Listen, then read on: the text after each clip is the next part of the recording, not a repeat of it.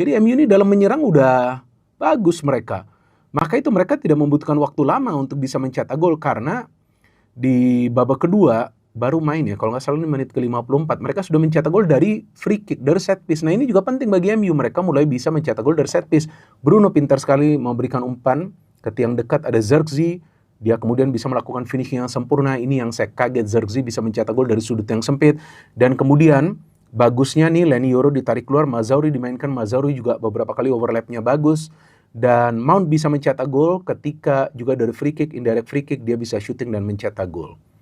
Jadi memang Ruben Amorim ini percaya ya dengan Mason Mount sehingga dia terus memberikan dia kesempatan untuk bermain. Artinya dia lebih memilih Mason Mount daripada pemain lainnya yang saya melihat ada di bangku cadangan, yang juga tentunya sebetulnya punya kemampuan untuk bermain ya di lini tengah seperti Ugarte. Kan bisa juga sebetulnya Ugarte juga dimainkan, tapi enggak, dia tetap pilih si Mason Mount. Dan Mason Mount bisa mencetak gol membawa timnya unggul, tapi setelah itu bukan Palace yang mendapatkan peluang, MU. Karena memang koordinasi di pertahanan sudah rapi. Dengan adanya Mazraoui yang bisa cover beberapa kali ketika ada ruang terbuka. Jadi kalau menurut saya, MU bisa menang bukan karena secara kebetulan atau keberuntungan, tapi ini taktik dari Amorim. Jadi MU ini dalam menyerang udah bagus mereka.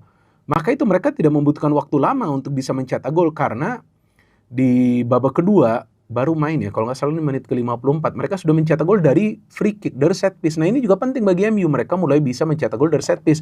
Bruno pintar sekali memberikan umpan ke tiang dekat, ada Zirkzee, dia kemudian bisa melakukan finishing yang sempurna. Ini yang saya kaget, Zirkzee bisa mencetak gol dari sudut yang sempit. Dan kemudian bagusnya nih Leny Yoro ditarik keluar, Mazraoui dimainkan, Mazraoui juga beberapa kali overlapnya bagus. Dan Mount bisa mencetak gol ketika juga dari free kick, indirect free kick, dia bisa shooting dan mencetak gol.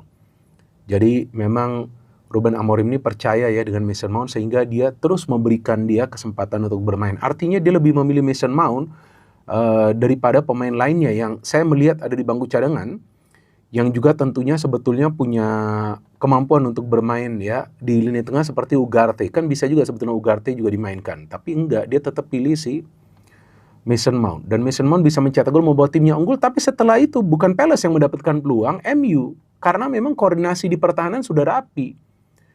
Dengan adanya Mazraoui yang bisa cover beberapa kali ketika ada ruang terbuka. Jadi kalau menurut saya, MU bisa menang bukan karena secara kebetulan atau keberuntungan, tapi ini taktik dari Amorim.